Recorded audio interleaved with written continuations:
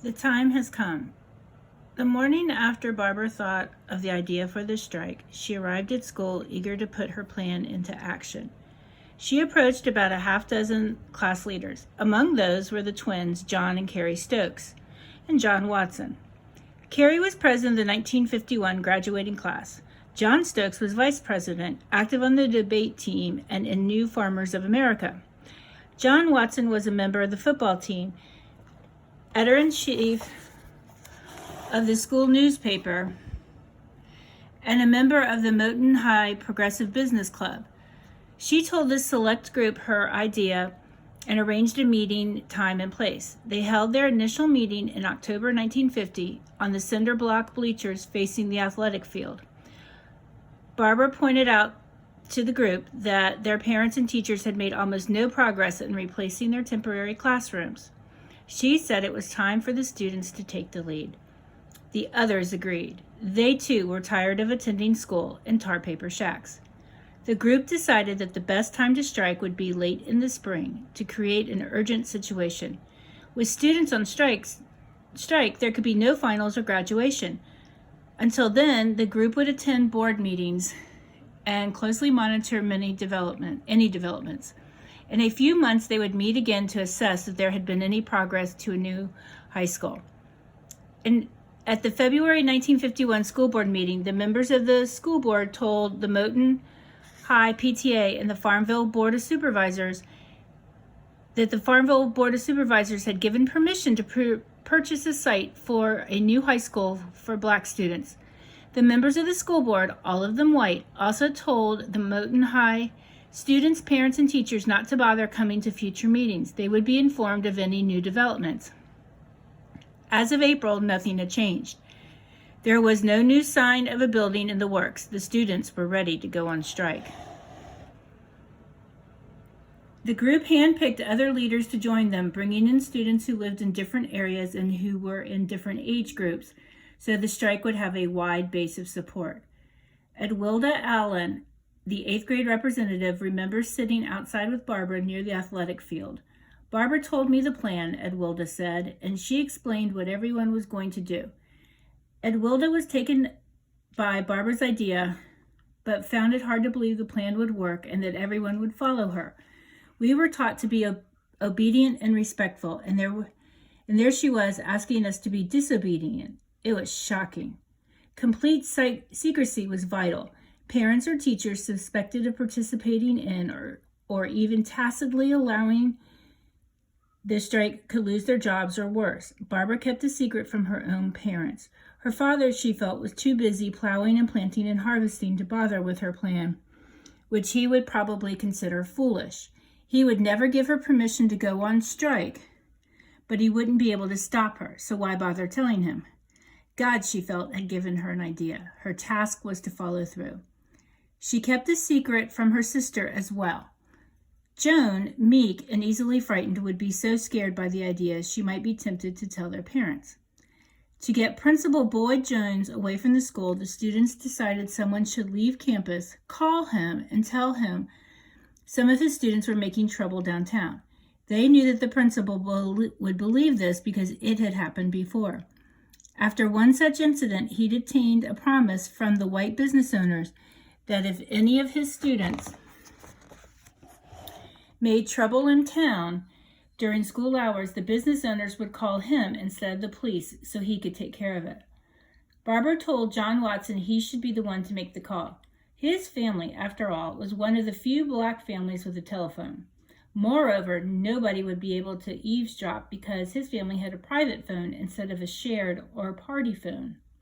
Also, the Watsons lived on Hill Street, one of the 3 possible routes Principal Jones could take downtown, and someone had to be stationed along each route to watch and make sure the principal swallowed the bait and left the school. John Watson didn't want to be the one to make the call. He felt he had a distinctive voice and didn't think he could impersonate an older white man. Barbara encouraged him, suggesting he put a handkerchief over the phone's mouthpiece. They selected the day and time for the strike, 11 o'clock, the usual time for assemblies on Monday, April 23, 1951. Whenever Principal Jones called an assembly, He would write notes signed with his initial J. The notes went onto clipboards and certain girls hand-delivered them to teachers. In preparation for the strike, Barbara wrote similar notes and signed them with a J. The task of taking the notes to the classrooms was given to the girls who ordinarily delivered them. At the appointed time, John Watson and a few others left the school and positioned themselves in various places to watch for the principal. Just before 11 a.m., John Watson telephoned the principal's office and, disguising his voice, convinced Principal Jones that some of his students were causing trouble downtown. Principal Jones predictably left in a hurry. The moment he was gone, the students swung into action. The girls delivered the notes, and Barbara waited on the stage in the auditorium behind the curtain. The main school building was built in wings leading from the auditorium. To get from one classroom to another, or from the library to a classroom, or from the principal's office to anywhere else, you had to pass through the auditorium. Soon came the pounding of feet and scraping of chairs as 450 students and their teachers flocked to the auditorium and sat in folding metal chairs. When the purple and gold curtain went up and the assembled students saw Barbara at the rostrum instead of Principal Jones, there was surprise and hubbub. Joan, sitting in the front row, was shocked. Knowing something highly irregular was happening, she cowered and hunched down in her chair. Barbara announced that the assembly was for students only, so she'd be obliged if the teachers would please leave. A few teachers left willingly, others had to be persuaded to leave. Barbara gave a speech that students later described as electrifying and inspiring. She talked about the appalling conditions at their school and the inability of the PTA and others to secure better facilities. She said the students had the right to equal facilities, and it was clear nothing would happen unless the students banded together and took action. Later, Barbara couldn't recall her exact words, but one classmate remembered her saying, "Are we going to just accept these conditions, or are we going to do something about it?" Before Barbara delivered this speech, many of her classmates, who saw her as reserved and something of a loner, hardly knew who she was. Her riveting speech, therefore, took many by surprise. After that speech, one student reflected later, everyone knew who she was. She put into words what needed to be said, recalled another student. I was glad someone had the courage to stand up and say it. Unbeknownst to those in the auditorium at the start of the assembly, one student left school and ran toward town, shouting that a riot had broken out. The rumor of a riot quickly spread. Among the first to hear the rumor was John and Carrie Stokes' mother, who startled her children by appearing in the auditorium doorway and demanding knowing what was going on. Seeing that the assembly was orderly, however, she left. Before long, Principal Jones, having figured out that he'd been sent on a wild goose chase, rushed into the auditorium. Seeing what was afoot, he urged the students to return to class. He told them this sort of action would not solve their problems. He said progress was being made with the school board, so they must be patient. Barbara asked Mr. Jones to go back to his office. After more discussion, he left, as distressed as when he had entered. Barbara was now in command of the school. The students all began talking at once, shouting questions at Barbara, demanding to know how her plan would work. To maintain order, Barbara took off a shoe and hit the rostrum with it for attention. When she got silent, she explained why a strike was necessary and assured her classmates that nobody would be punished if they all stuck together. The jail isn't big enough for all of us, she said. She gave instructions. Everyone was to follow her out of the building. They must remain on school grounds. They could carry handmade signs and march in an orderly manner in front of the school, or they could just sit inside quietly at their desks, but they were not to open their books or engage in lessons. Others were fearful. Barbara was not. She walked out of the school building, and all the students followed her. Stick with us. When Reverend L. Francis Griffin received a phone call from one of the students at the high school, he'd already heard rumors in town of what was afoot. The caller asked him to come to the school to meet with the students. He went right away. Reverend Griffin was pastor at the First Baptist Church on Main Street in Farmville. He was also active on the Moton High PTA, so he shared the students' frustration over the tar paper shacks. He was a large, beefy, sleepy-eyed man who moved slowly. His appearance was deceiving. His gait was slow, but his mind sharp, his wit caustic. It wouldn't have been hard for the students to guess that Reverend Griffin would be among the adults sympathetic to their strike. He was president of the local chapter of the National Association for the Advancement of Colored People, NAACP. In fact, there was a local chapter only because he had single-handedly canvassed the county and obtained the 50 signatures needed. Finding 50 people willing to sign on the line in a county like Prince Edward had not been easy. The white population frowned upon the organization and its agenda, and the black population was, in Griffith's view, and the view of Barbara's Uncle Vernon too, beaten down, timid, and long-suffering to be capable of bold action. Reverend Griffin, like Barbara's uncle, believed prayer alone would not change the world, nor would begging. He found guidance in the biblical story of what had happened when Moses begged Pharaoh to reduce the Israelites' quota of brick production. The plea only made matters worse. The lesson for Griffin was that begging was not the way to gain relief from oppression. The Reverend arrived at the high school to find the students picketing. The students who had summoned him were in a closed-door meeting in the library. He was ushered in to join them. The students had a single question for him. One boy was dissenting, insisting they get permission from their parents before proceeding. Others believed that getting permission would embroil their parents and possibly put them in danger. What did the Reverend think? Reverend Griffin advised the students to vote among themselves and follow the rule of the majority. The group followed his advice. The dissenting boy was outvoted, and the strike remained in student hands. Later, Griffin was accused of instigating the strike. He denied any prior knowledge of the strike, but freely admitted to doing all he could to help once the students had taken action. After the meeting in the library, Barbara called the NAACP's Richmond office and asked for lawyers to come to Farmville to help the students. Oliver Hill, the NAAC lawyer who took the call, told her to end the strike and go back to school. Barbara refused and insisted he come to Farmville right away. Hill, who did not consider the matter serious enough, told Barbara she could write him a letter.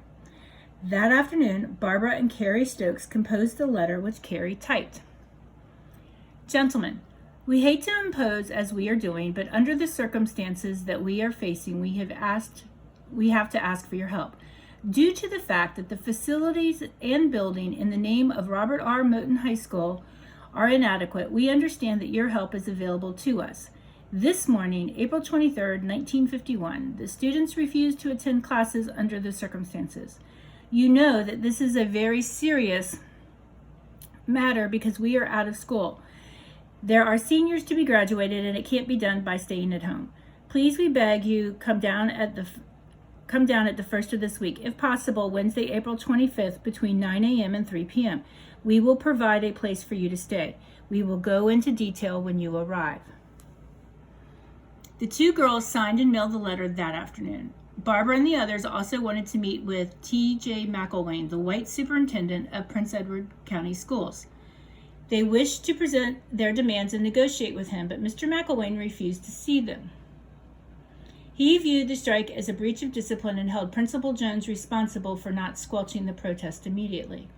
At the usual time, Barbara and her siblings rode the bus home. That evening, Barbara told her parents about the strike. They were bewildered and frightened, but sympathetic and supportive. Later, her father said, "I'm not surprised by anything Barbara does." Barbara went to visit Mary Croner. "Grandma," she said, "I walked out of school this morning and carried 450 students with me." Those words took her grandmother's breath away. "You reckon you done the right thing?" she asked. "I believe so," Barbara said. "Stick with us." In 1935, the NAACP launched a legal campaign to better school conditions for black children in the South. The strategy was to bring lawsuits demonstrating that schools were not equal and hence were illegal. The idea was that if the South had to spend the money necessary to create two separate but equal school districts, citizens would awaken to the economic waste and folly of two separate systems. The NAACP, however, was unprepared for the white community's resistance to spending money on black schools. In 1950, after 15 years of such lawsuits, including obtaining federal court orders that local school boards refused to follow, school facilities remained, in many cases, as unequal as those in Farmville. Reaching for the moon. On the second day of the strike, Superintendent McElwain still refused to come to Moton High to meet with the students. So a small group that included the members of the strike planning committee walked downtown to his office. Barbara felt self-conscious as white people gathered to watch them walk past. She pretended not to notice or mind the staring and whispering. There wasn't room for everyone in Mr. McElwain's office, so the group trooped to the county courthouse and met upstairs in the courtroom. Mr. McElwain, a smallish man with a nervous habit of looking away when people talked to him, sat behind the rail where lawyers would normally sit. A man with a clipboard went around to each student, writing down the student's name and the names of his or her parents. The intention was to intimidate the students, and the act of taking down their parents' names did in fact frighten many of them. Barbara, as spokesperson for the group, did most of the talking. Among her questions was why Moton students couldn't simply attend school with the whites. Mr. McElwain explained that mixing races in schools was against Virginia law. He went on to say that a new building was in the works and they would have to be patient. He said that most of the taxes were paid by whites, so naturally the white school was better funded. Without looking the students in the eye, he also said that Moton High was as good as Farmville High. When the students remained firm, Mr. McElwain resorted to threats. If they didn't end the strike immediately, their parents and teachers would lose their jobs or perhaps go to jail. After speaking with the students, the superintendent was convinced the strike was a put-up job instigated by adults, with the students parroting words they had been given. He also believed that Principal Jones had planted students downtown to make trouble so he'd have an excuse to leave and allow the students to take over the school. On Wednesday morning, the third day of the strike, Reverend Griffin told the students that the NAACP lawyers had come to meet with them. The lawyers had taken a detour to Farmville en route to an appointment farther south. All students in attendance at Moton High that day walked the mile to Reverend Griffin's church. The meeting was held in the church basement. Reverend Griffin introduced the two lawyers, Oliver Hill and Spotswood Robinson. The lawyers stunned the students by telling them to return to class. Quite simply, Mr. Hill and Mr. Robinson believed that a rural backwater like Prince Edward County was not the place to wage a legal battle over school facilities. Such a battle would have a better chance in the cities where the white community was less resistant to change. But the students refused to abandon their strike. They argued respectfully, but they argued, so the lawyers debated with them. What would the students do if the school board absolutely refused to build them a new school? We will stay out of school indefinitely, they said. What if the officials enforce the truancy laws? No jail is big enough for all of us. The students would not be dissuaded. The lawyers, who did not have the heart to give them a flat-out no, did what they considered the equivalent. They explained that they were no longer using their resources to bring lawsuits for the purpose of attaining equal facilities. Their strategy now was to work toward ending segregation itself. They would work with the students only if their parents were solidly behind them and only if the view was to end segregation in Prince Edward County. Barbara, listening, felt awed by the enormity of what the lawyers were proposing. Demanding full integration, which was contrary to existing laws, seemed to her like reaching for the moon. On the fourth day of the strike, Superintendent McElwain delivered a blow. He withdrew Moton High's school buses. Without buses, the majority of students could not easily get to school. The students met this challenge by borrowing cars and trucks, recruiting drivers, and organizing carpools. They succeeded in bringing enough students to school for the public protest to continue. After school that fourth day, the students canvassed the county, carrying petitions, collecting signatures, and asking adults in the Black community for support. They spread the word that there would be a mass meeting that night in the First Baptist Church for the PTA and parents interested in learning more about a possible lawsuit. 1,000 people showed up at the meeting held in the church, 1/4 of the entire Black population of the county. The members of the school board had also been invited, but not a single white person attended. Mr. Robinson and Mr. Hill understood, even if the students did not, how the white population of Prince Edward County was likely to react to a demand for integration. Recently, Mr. Robinson had been in Cumberland County, just north of Prince Edward County, where he tried to get the school board to replace tar paper shack classrooms much like those at Moton High. A school board official told him, "We'd like to help you fellas, but you're pushing too fast and we just don't have enough money." Mr. Robinson said, "Look, I know you could do it overnight. All you have to do is let the colored kids into Cumberland High School." At which point, one of the school board members leaped to his feet and shouted, "The first little black son of a blank that comes down the road to set foot in that school, I'll take my shotgun and blow his brains out."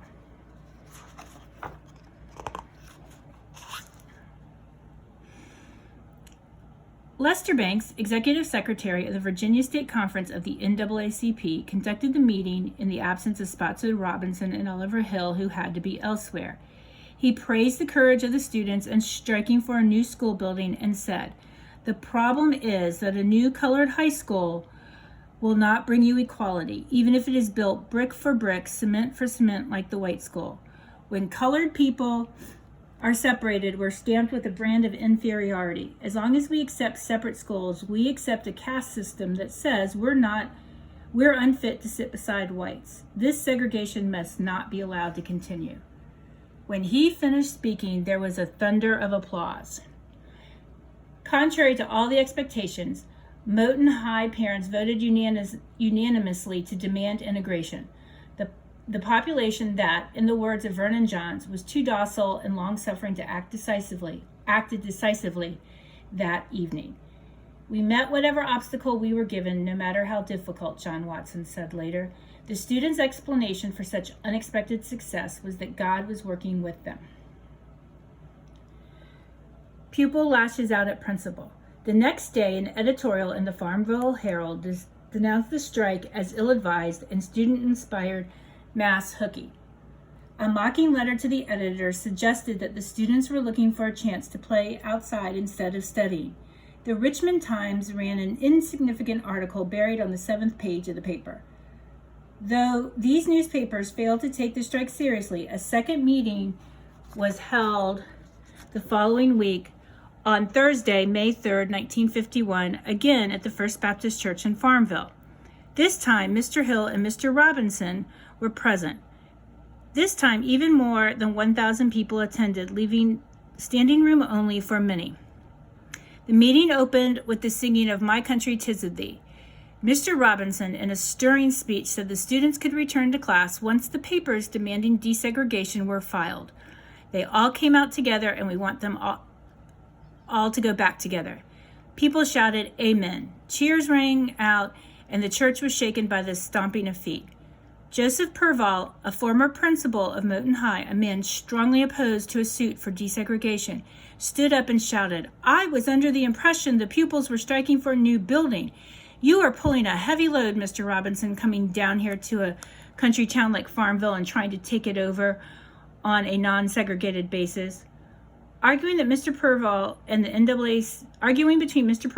NAACP lawyers followed. Barbara then went calmly to the podium, her eyes sharply focused on the crowd. What she said and how she said it sent waves of shock and pride through the assembly. In a ringing voice, she said, "Don't let Mr. Charlie, Mr. Tommy, or Mr. Purval stop you from backing us. Don't let any Tom, Dick, or Harry Purval stop you from supporting us." She pleaded with the adults to support the students in their demand for equal treatment. When Barbara finished speaking, there was thundering applause. She returned to her family and received proud hugs from her parents. The Moton High parents and students had by now grown accustomed to this fiery and outspoken side of the girl many had previously viewed as reserved and inward. The newspaper reporter from the Richmond Afro-American, though, must have been startled because the next issue of his newspaper ran the headline, "Pupil Lashes Out at Principal."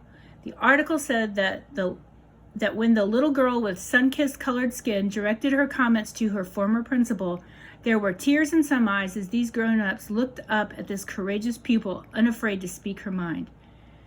The final speaker was Reverend Griffin, who proclaimed, "Anyone who would not back these children after they stepped out on a limb is not a man.